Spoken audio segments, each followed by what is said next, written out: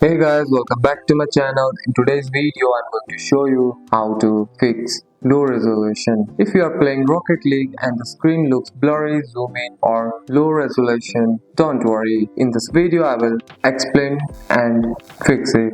First, open video settings. For that, go to the setting, tap on game settings. This is where resolution and the graphic option are located. Find resolution and set it to the match your screen. For most monitor that 1920 by 1080. If you have a high resolution screen, choose the highest option available. Set display mode to full screen. If you see a performance mode or low quality option, turn it off. This setting lower resolution to boost FPS, and make sure render quality or resolution scale is set to 100 or higher. Low value makes the game look blurry. After changing setting, close Rocket League and reopen it so the changes apply properly. If the resolution still looks low, your system may not support higher settings smoothly. In that case, find a balance between resolution and performance. And that's it. That's all for today's video, guys. If you found this video helpful, drop a like and subscribe for more videos. Thanks for watching. See you in the next one.